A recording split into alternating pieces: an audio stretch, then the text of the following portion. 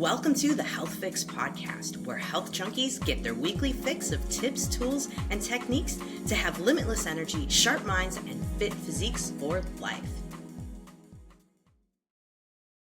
Stephen Wright, welcome Thanks back for to the having me, Health Dr. Fix Jannine. I'm podcast. excited.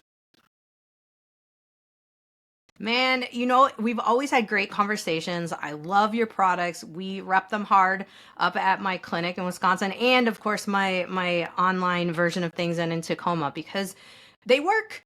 And lately you came out with something, and we were talking about it before we hit record, the whole concept of histamines and how people are waking up to that. So when you were going through all of your gut stuff, and even now, have you noticed, histamines are a theme for you too?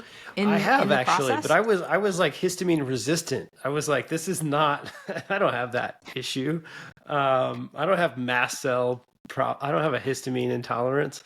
Like this doesn't, I was super resistant to it. And yet I had these funny things, right? Where like, I knew that at times I would have these sneezing fits, and I'm not talking about like some sneezes. I'm talking about like 10 to 15 minutes of sneezing where I am physically exhausted. I am done for a couple hours. It'll ruin a date faster than anything, let me tell you. My wife does not love it when it happens. And there's a couple things that trigger it.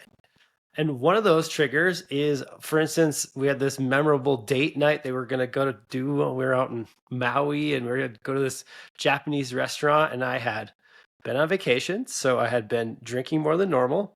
And then that night I had a bunch of fish, which normally I can tolerate just fine. But then I also had like a Japanese beer, and I just had one draft beer. And on the way home, she's getting all like, ooh, we're on our way back. That was a lovely date. And then I just start sneezing, and the whole walk home for like 20 minutes, I'm sneezing, date night's over, and this was not the first time that something like this has happened. But it was like a final straw of just disappointment around this sneezing, where I had learned, I don't do beer, and I don't think it's because of the wheat. I think it's because of the yeast. And I had known that, but I never thought through the next step of why does that matter? And so, yeah, waking up to the fact that I have ADHD, and then looking at the connection between ADHD and histamine intolerance being higher. And I was like, wow, there's like I don't identify as having histamine issues on the regular. Like I don't have issues with tomatoes or avocados or leftovers or wine or anything like that, vinegar, nothing like that. But if I get stressed, if I consume a little alcohol, if I am not taking my supplements, those things will lower my capacity to clear histamine, and then I will start having pretty hardcore reactions to things. And so it was, I don't know why it took me so long. It basically, a dear friend of mine, she's passed on now, Dr. Beth O'Hara.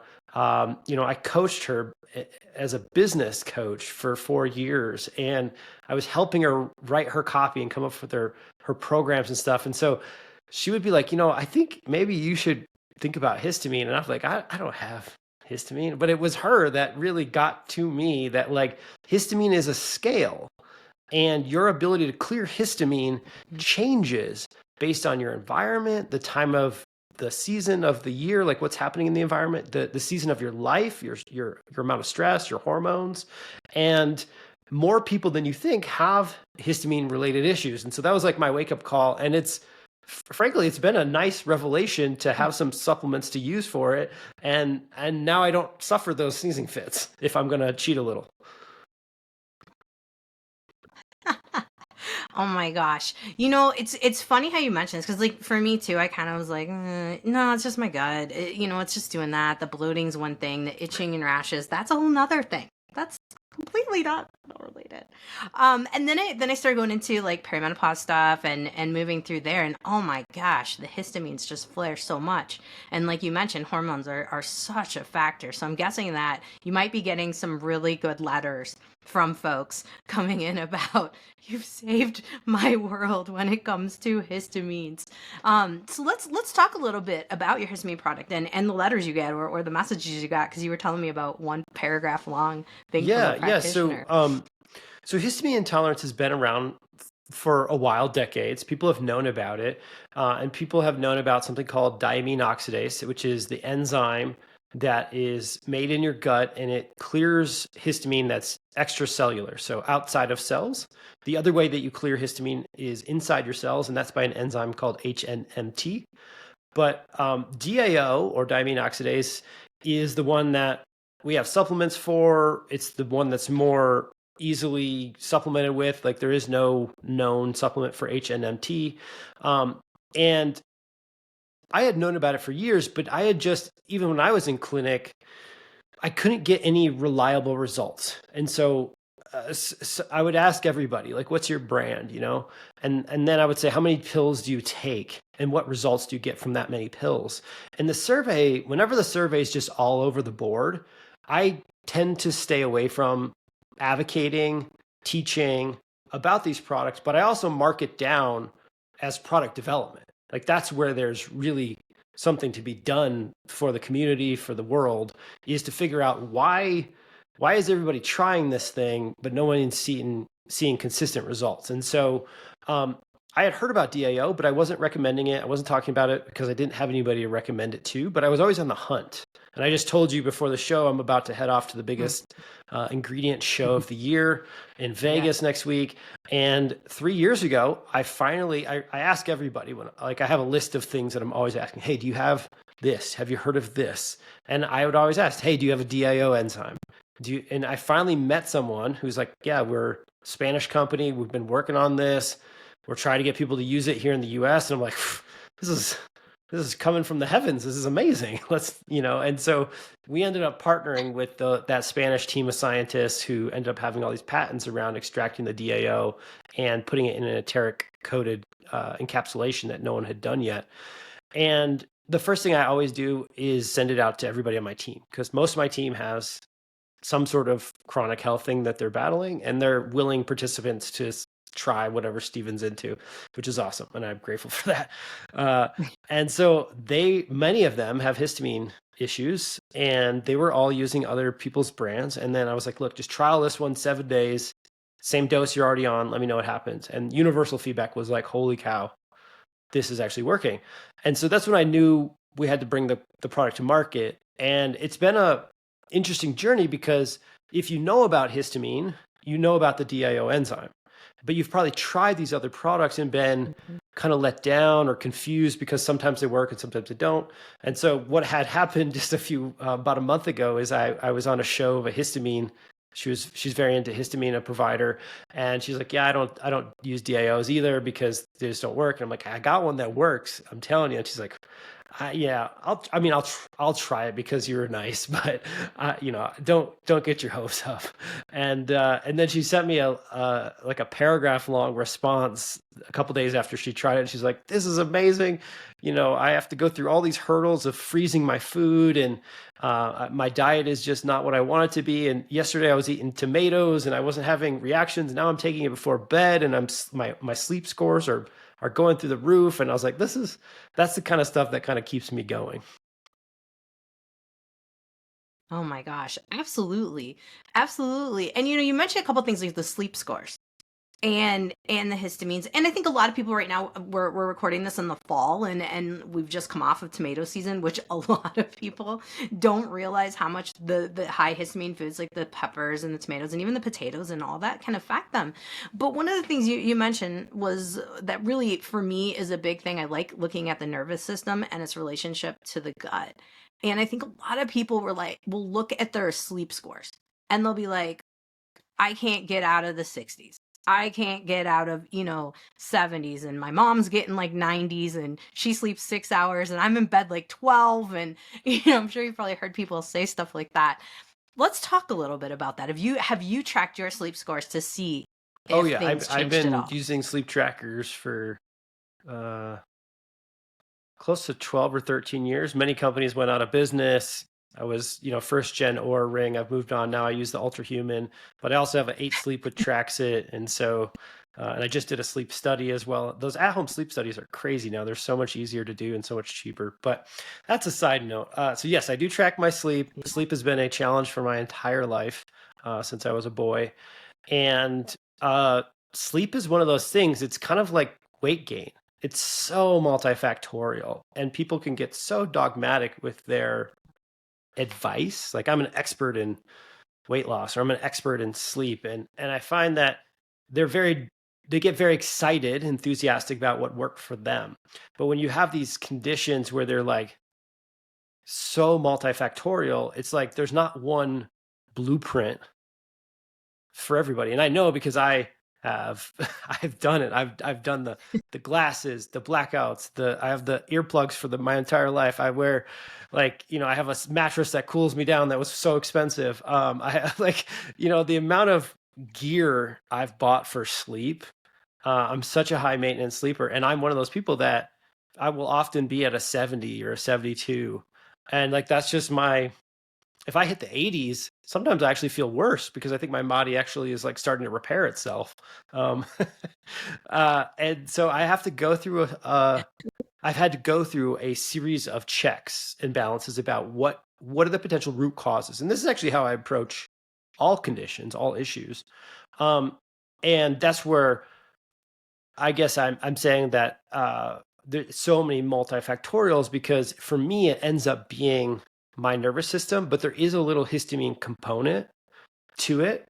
And so, like, for folks who routinely wake up like between like 1 and 3 in the morning, there is a cycle.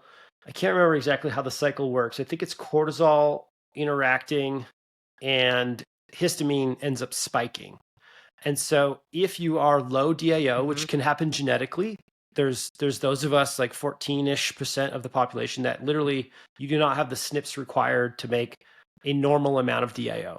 And you could be doing everything your whole life, right? Like try all the diets, do all the exercise, do all the supplements, chasing your tail, and lo and behold, your genetics were just keeping you behind the 8 ball the whole time. And as you inflame the gut, you lower your production of DAO, because DAO is made by the brush border. And so any inflammation in the small intestine is going to lower that.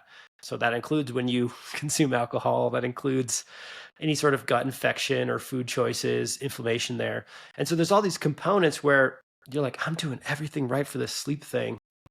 And you may not even know it, but like, if your estrogen, let's say you're in perimenopause, let's say it's not like you get to get a memo from your ovaries like, hey, estrogen's going to drop on Thursday. And you're like, okay, cool, I'll plan for that.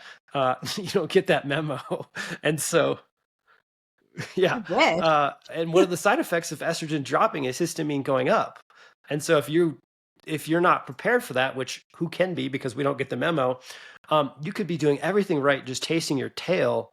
And it could be DAO. It could be histamine from an estrogen drop that you had not accounted for. And so I find it to be one of those products where it's like, number one, it doesn't harm. There's no harm in taking it. A placenta makes, I think, around 1,000x the normal level of DAO. So like, in a safety environment, like a body can handle a large amount of DAO, but it might help.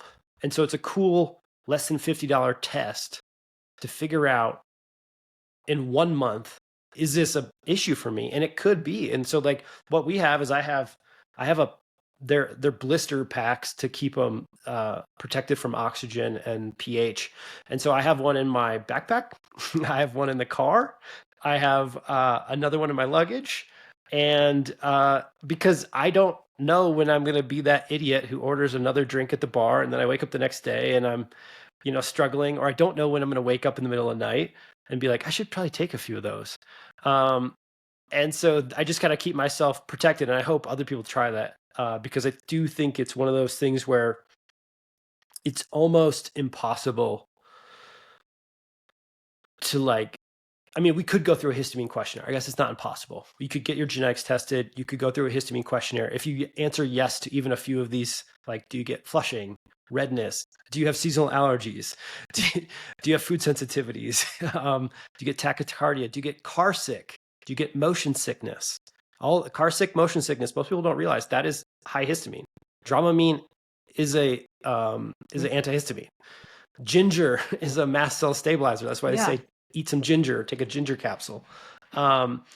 So anyways, if you have those things and you have sleep issues, I would highly encourage you to test maybe 1 to 2 little tablets of DAO, the HistaHarmony product, before bed, and just watch your scores and watch your wake ups and see if they improve. You know, it makes perfect sense. It makes perfect sense to look at that. And I like how you're talking about the individuality here, because I think it can seem very much like this is the answer or this is the only answer. And the fact that you mentioned, like, let's buy it, let's do an experiment, let's take some notes, let's see what happens. How many notebooks do you think you own of data on yourself? I'm just curious, just because I don't know. I'll share how many I have. There's probably 15 filled up behind me. You're looking. I probably have about similar amount, like literally. You know, it's just data, and I try to, encourage folks, like, we don't know.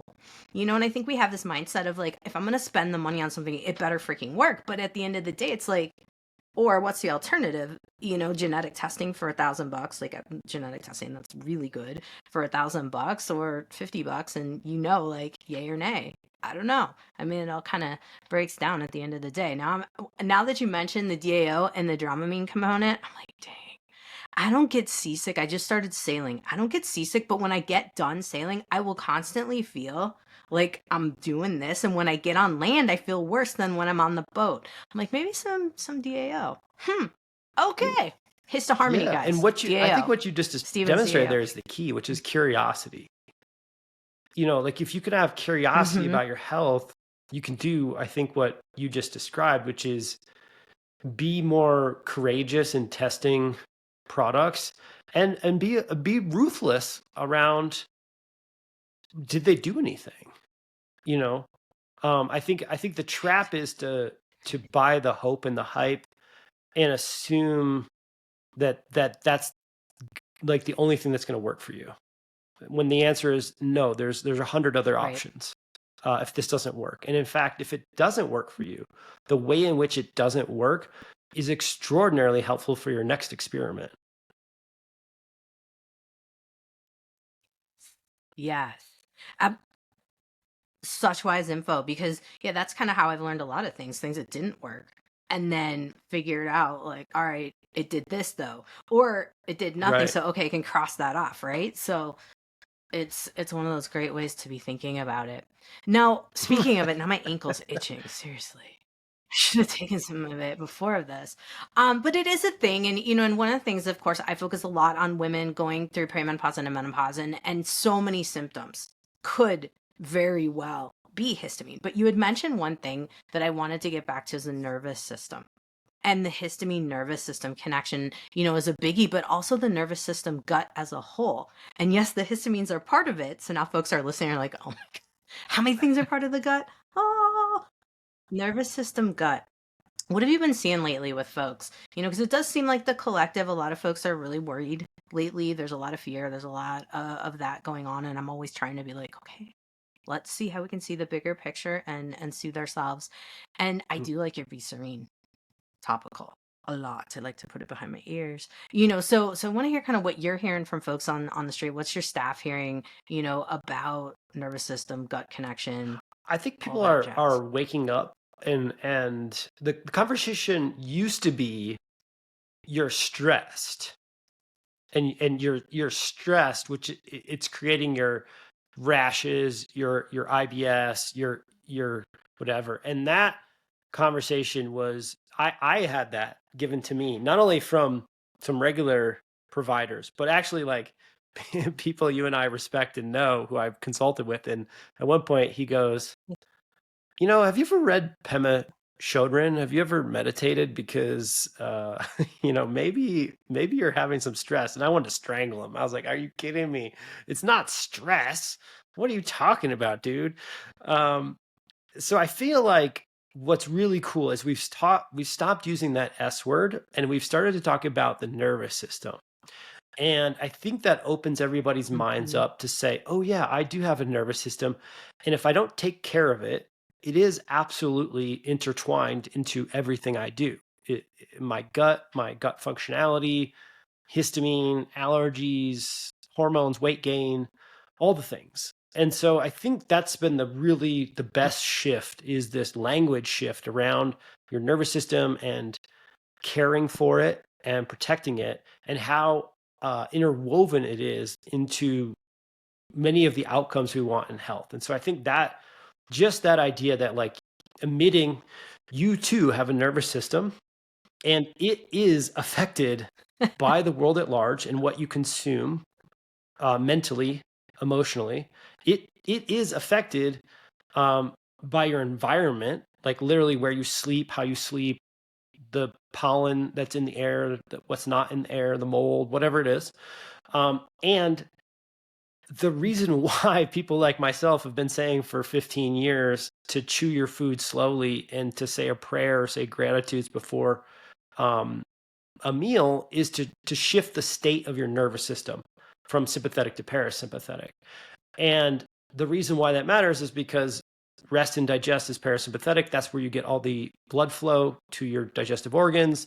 That's where you get the right hormone mixture to feel full and to make the right amount of enzymes and stomach acid. Like, there's a cacophony of things that happen that is outside of the food you choose. And so I think what's wonderful is I'm trying to get rid of this conversation around food as medicine, because it's not. Food is important, but it's just food.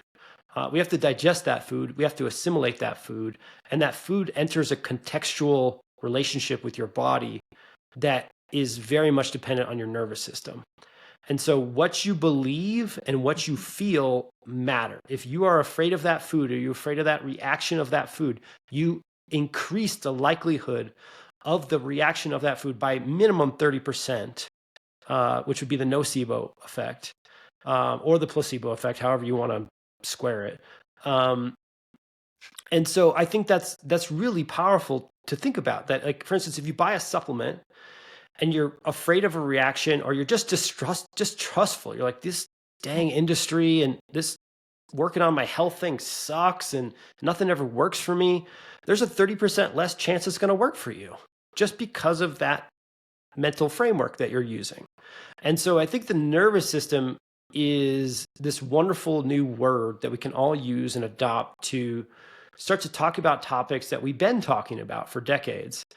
But maybe we can use a new openness in all of our worlds to do it with a little bit more care, and also make it kind of cool, or like in vogue, to to take care of yourself. Essentially, it's like we're basically saying we should take care of ourselves better, and we should be aware of what is happening unconsciously and consciously. And if we do that, I see measurable shifts in people's health, measurable shifts immediately. And there are people out there who can tolerate almost no food, like 5 foods. They can barely tolerate curcumin or fish oil or DAO. They are very sick. They're very challenged. And honestly, the fastest way for them to make progress is to wake up every day and literally hug themselves multiple times a day, tell themselves it is okay. Go outside, put their feet in the grass, ground a little, maybe do some other exercises. There's like so many schools of thought on different exercises you could do. Just choose any of them, one of them, do it a few times a day. And it sounds so simple, but it's actually very hard to do, because you have to change your life, you have to change your patterns, and many of us are addicted to the old way of feeling, like the mental frameworks of the the dopamine rush you get from being afraid of everything. That, like, there's payoffs to that way of being. And so I think the beautiful thing about the nervous system is it gives us a new way to talk about these things.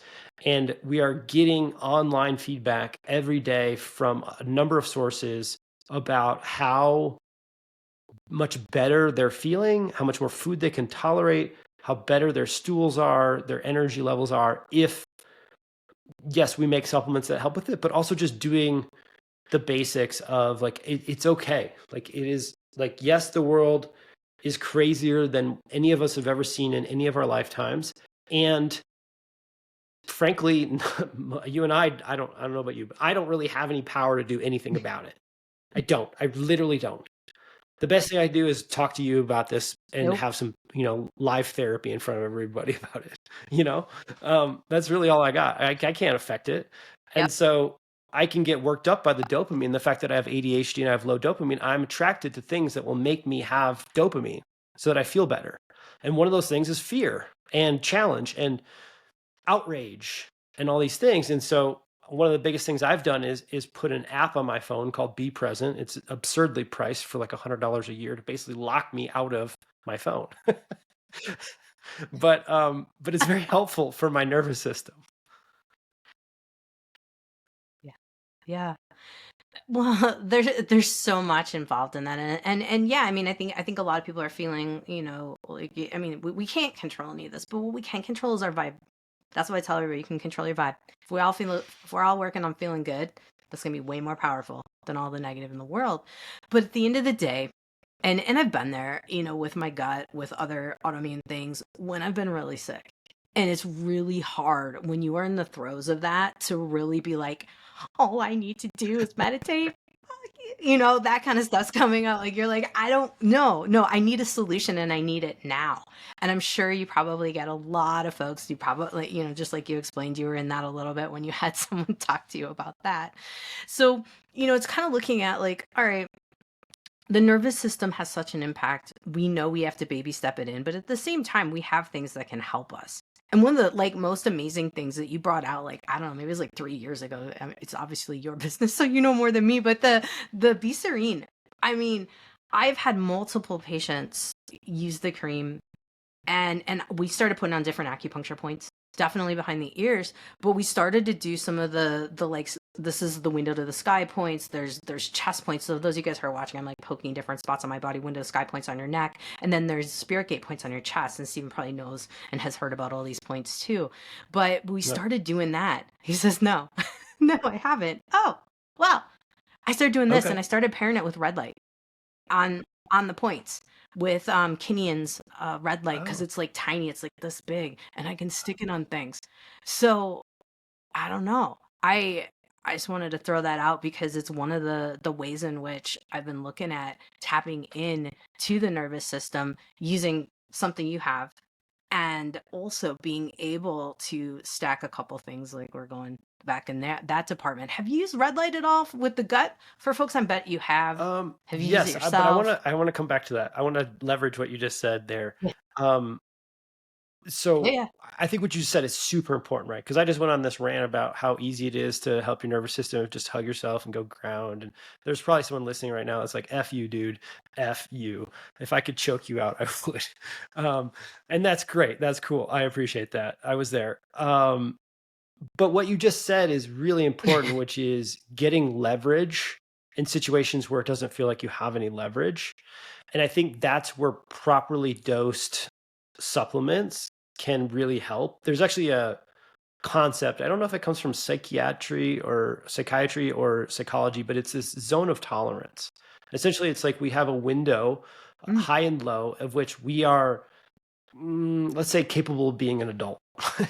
And you desire to have a very big window, plus or minus. Let's say 0 is neutral and plus is a lot of happiness, and negative is maybe the opposite of that: disappointment, anger, all those emotions. You want a large window so that you can function throughout your life and experience things and be an adult.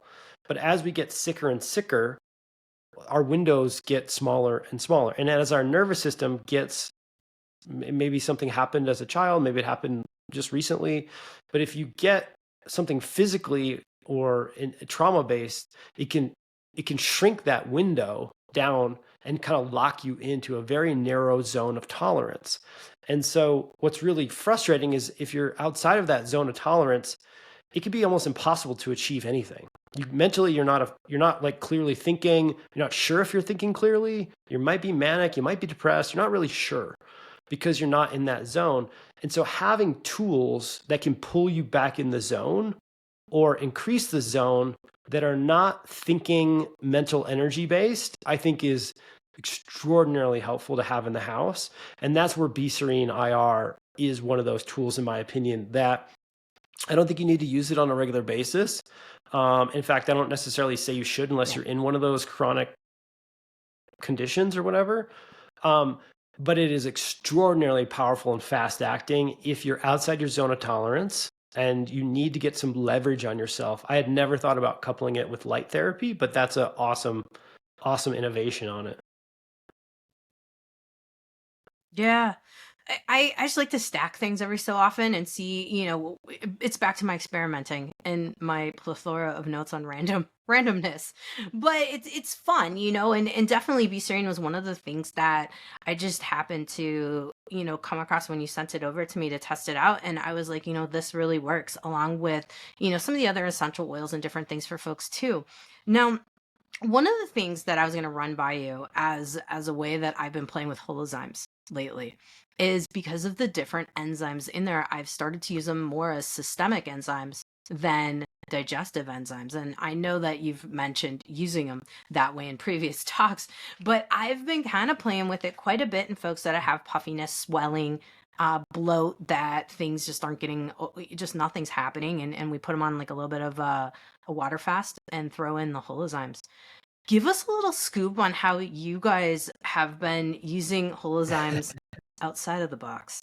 And what have you heard people, doing? And of course, we probably should explain to folks what Holozymes are. And since you're the master of it, I'm gonna let you explain so that folks can hear this. And I'll tie it back into how I think it relates to the nervous system here too, because sometimes we get some nasty bloating. Yeah, well, I would say Holozymes are the world's most advanced digestive enzyme, but I labeled it digestive enzyme so people could put it in a box. It's also a systemic enzyme, and so I think that's what we're about to dive into here. But look, enzymes have been around for, I don't know, hundreds of years probably, but at least the last couple of decades, they've been very well used and people know about them.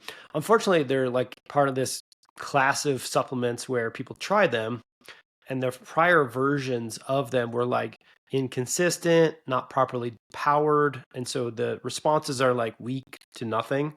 And like people are like, did I just spend $50 again to get no effect? And so they stop using them. Providers stop telling people about them. They move on to things like they think are sexier, like probiotics or something. But the reality is we just didn't have a properly built product, frankly. And so Holozyme is my solution to that, because I have the exact same problem. I used to take like multiple brands of enzymes at every meal, and they still didn't really get the result that I wanted. But they were just better than taking one brand. And I tried them in clinic. I would just rotate through every 30 clients. I'd try a different one, thinking I'd find a different result, and it never worked. The results were always kind of the same, inconsistent at best. And so Holozyme has been a passion project for me personally, because I need them for daily life, but also just because that kind of problem just grinds my gears. I'm just like, why can't we figure this out? This makes so much sense. And so we leveraged a patent, and then we worked with a Japan, US based manufacturer of enzymes to kind of keep souping it up. And so I think we're on like version 8 now, with full FODMAP support, which is really cool. And so the fascinating thing is that the original version 0, was run through 6 different pilot studies. And pilot meaning one of the study had 3 people, the biggest study had 30. There was some blinding, but not double blind. It was like proof of concept style trials, but they did get really cool data. And the interesting thing was the original patent, the scientist behind that felt strongly in the use of systemic enzymes. And so he made the protocol 2 per meal and 2 before bed, because he felt so strongly. So the original trials on the original Holozyme formula, which this new formula is significantly different, only in the up way. So I do believe the original trials still apply, but that was 2 with meals and 2 before bed. And it showed really cool stuff. Like we're talking about drops in blood sugar spikes after meals at around 18%. In another trial, there was like a 17% reduction in total cholesterol. They did 2 different studies on gout and uric acid, and found a 47% reduction in gout, like uric acid numbers, and then gout pain. And now I can't say that this treats it. It's not for that. But what I think it speaks to is the power of the systemic use as well as the continual digestion of whatever food you are eating. And so I personally myself had mildly high uric acid, like always right below the cutoff, like 7.8, 7.9, 8.0, 8.1. I don't think I ever got a score higher than that, but I started having big toe pain like early in my 30s, and I'd already been gluten-free and paleo for 5 or 6 years. And it put me on this journey where I was losing my sports, I was losing my hobbies. It was so much pain that I was thinking about going on allopurinol, which is a way to block uric acid, basically, but it has some nasty side effects. And in the middle of formulating Holozyme, I was talking to the researcher, and he mentioned all these studies, and I was like, I've thrown tart cherry juice at this. I've thrown like all kinds of crazy stuff at this. Who knows? So I use 6 per night. And within 10 days, the pain in my toe was gone. And I had tried a lot of things. And I was like, holy cow, this is pretty cool. And so since then, if people are dealing with inflammation, let's say they had like a sprain or a strain, like they're a performance athlete or just a regular weekend Joe, I always tell them to updose systemically. And normally they'll report back that they're feeling, more mobility, maybe less pain. It can work in conjunction with other products like curcumin or whatever you're using for inflammation, but it works on different pathways, specifically either around improving blood flow potentially to that injury site, or there's some really interesting novel data around circulating immune complexes and breaking down extra kind of crud in your blood, basically. And so I think like everybody should be doing it. I'm super biased, but we have had people who are waiting for back surgery. They are escalating on all the pain meds, and everybody's very aware now of the opioid addiction levels. And like, so we've had people write in like, look, I love this for my gut, but like I'm in so much pain right now. And I'm like, cool, try 6 before bed and see how that works. And if it helps a little, then take 6 more between meals. And so I think the highest we had is we had one guy who was waiting for back surgery, and he refused to continue escalating his pain dosages. And so he used 18 per day in between meals and was able to wait for his insurance to get him in for like 4 months and still be capable of work and, family life and things like that, which is really cool. And I hope that maybe one day we'll be able to study this further, because there's no money to be made from the pharma companies in systemic enzyme therapy, but the research out of Europe on this stuff is so cool. I would agree with you. I mean, I've definitely dosed high on this. I actually have been using it kind of like prednisone. So I'll taper up, I'll ramp up, and then ramp back down too with folks on it. And so I'm making folks take about 10 between meals, and then 10 again at night at the peak. And we ramp up from 6 up to 10 and then back down. I think I heard you on someone else's podcast talk that good dosing. So I was like, all right, I'm gonna follow that.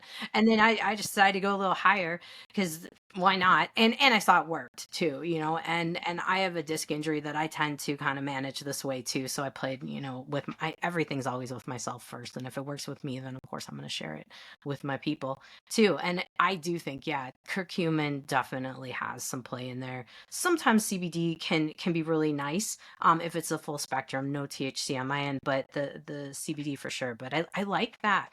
Now, one of the fun things that I love about you is that in your emails you're just so candid. And I saw your little emoji guy behind you, the little poop guy.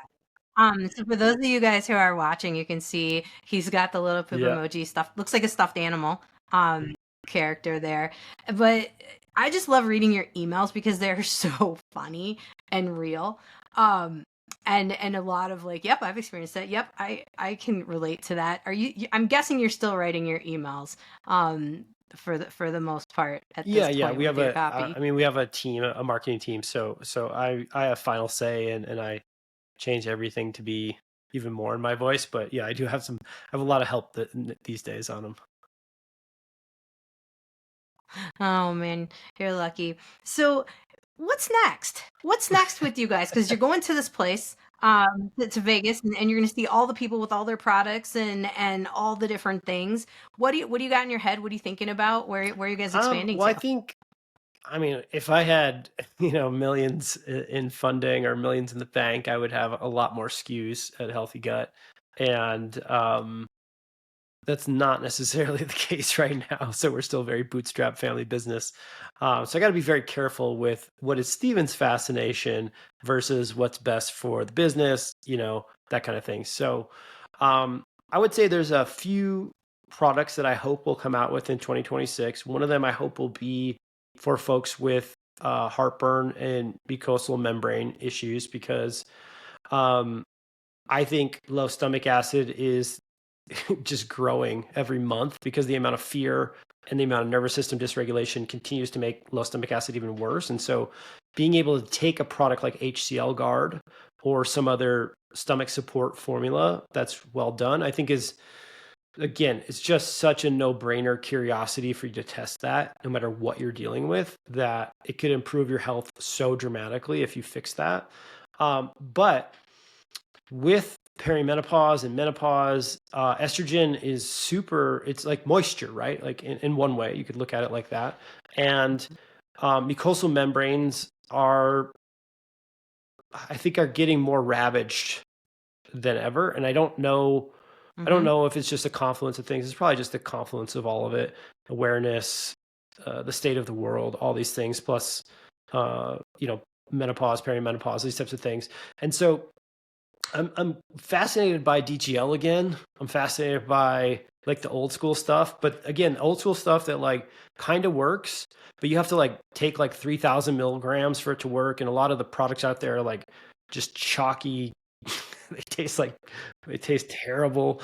Um, Oh, and they're full of mannitols and sugar yeah. alcohols that just make people like myself super gassy. And so I'm working on that, and I'm hunting ingredients at the show that are novel for mucosal healing. But I'm very interested in that, because that, I think, is kind of one of those no-brainers. Like if you're having heartburn, acid reflux, or you're just feeling drier, there's likely something going on mucosally. There's a lot of people, even my wife included, who have a chronic cough, and they don't know that it's acid reflux. Yeah. And it could be silent acid reflux. That's the thing for my wife, for Shay, is she, like, for a while I was like, look, this might be reflux. Like even Western medical doctors will say, like, this is most likely reflux. They'll try to put you on a PPI for 8 to 12 weeks, because that's typically what it is. But this idea that you have reflux but you don't feel anything is like, that's like, can make your head explode if you're not in this industry. And sure enough, with her, we've tried a lot of different things, but higher dose DGL is one of the only things that kind of keeps her cough gone. And so I'm hunting that. I'm actively trying to figure that out. And I'm also very interested in fibers. I've been interested in fibers. I've been holding off. I got into some spats with my email list a couple years ago because I had some opinions on them, and some people were very they get very defensive of the things that work for them, and they don't like it when you challenge those things. And I also don't want to take something away from somebody or cause confusion if it is working for them. So I kind of pulled back, and I've been waiting. But I think fiber is going to become a really big topic we'll all be talking about for the next few years, because it is, in my opinion, more important than probiotics. It is you can't have a fire without like wood or whatever. Like you gotta burn something to make a fire. And in this case, I feel like the wood or the fuel is the prebiotics or the fiber, however you want to talk about it. And as we have gotten more aware of nutrition and food in general, I would say most people have cut down even further their amount of prebiotic and fiber, and they are causing nutritional dysbiosis themselves. And I think that is a significant problem that we have to fix if we're going to get people to a resilient way of living and being, and so they don't have ages or diseases of aging. Because gut dysbiosis is linked to literally whatever you want to pick: heart disease, neurodegeneration of all types, you name it. Uh, you know, that's a problem. And so I am actively playing with different prebiotics and fibers, trying to understand which ones are like bloat me, which ones taste like bunhole. A lot of them taste terrible. Sure. Oh, God. And a lot of the products like you mentioned right now, like the powders out there for gut lining Yeah. repair taste like crap. I mean, you can't even fathom it. And yeah, like what you said, I would love to see something that lubes the tubes and gives the fiber where it doesn't make the tubes sticky and then people dry out worse, because that's, you'll hear that in the menopause space a lot, where people are like, yeah, I can't do fiber because it's gonna bulk me and then dry me out more and nothing's gonna move. And I'm like, if we can just get something that lubes the tubes and puts the fiber in there, Yeah. Well, it would be magical. I know a lot of people listening well, right now be like, I'm please, gonna need Stephen, a help test us. group. So if you're open to baggies of unlabeled powder being mailed to you to test, you can always reach out to us. We're down. We're down, especially my folks at the Center for Human Restoration. They've been through a lot of different trials that we've been running over the time, and yeah, it's definitely something that I'm curious about. And of course, I know we're getting short on time here, and I just wanted to go through one thing because it is a question that I get from folks, because the fiber conversation, the enzymes conversation, the looping the tubes kind of conversation comes into play when folks are taking GLP-1s. And since it seems like it is few and far between to find some folks that aren't doing a tirzepatide or semaglutide these days, what have you seen be a protocol? And I know we weren't going to ask about protocols, but I decided I'm going to do it for just this last one. And then No, it's good. Everybody we'll loves go a from there. protocol, including myself. Yeah, I mean, I think number one, just so everybody's aware of where I'm at, I'm not anti GLP-1s. I think they're an awesome tool to have in your toolbox.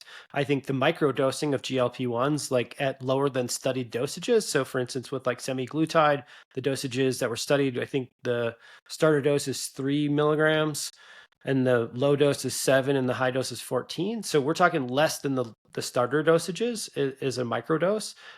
They do some really cool stuff for mast cell activation and histamine. I think there's some inflammation pathways and pain pathways. I just think it's when you get to the active dosages that are being studied for fat loss or glucose control, that's where essentially, I mean, I don't think it's a shocker to you and I, but like sometimes it's a little bit of a new idea for most people. It's like the higher the dose, the higher the chance of the side effect, because it's higher effect, all effect. So like the higher the dose, the more effect there is, including side effects.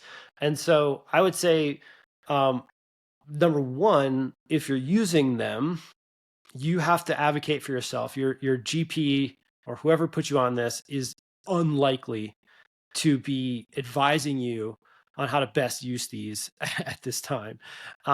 They are likely to do what they've always done, which is escalate the dose if you're not seeing whatever changes they were hoping you'd see. And if you do that, you are more likely to have side effects. And so, in my opinion, we should try to use these things at the lowest dose possible, so we have the least amount of side effects, and maybe it takes a little longer to lose the fat or whatever the goal is. And then also we should be just very cognizant of the systemic effects that they have. And so in the case of most of these drugs, it's delaying stomach emptying and really kind of just totally messing up the pathways of the gut. Like one thing that's been working for people lately is a new analogy, like the gut is a conveyor belt. Like think of it just like a conveyor belt, whether you're picturing building a car or you're picturing moving carrots down a production line, or whatever you're picturing, it's a conveyor belt. And it starts with you putting food in your mouth and it ends in the toilet. And that conveyor belt needs to run on time. If it doesn't run on time, if it runs too fast, then you get loose stools. If it runs too slow, you get constipation. And there's a number of stops along the conveyor belt. One of the stops is the stomach, one of the stops is the small intestine, large intestine, all these different stops where things happen. People take parts out, they put parts in. It's very much a conveyor belt. And so the beginning of that conveyor belt is your mouth, but like the very first big step is your stomach, and the GLPs really impact that.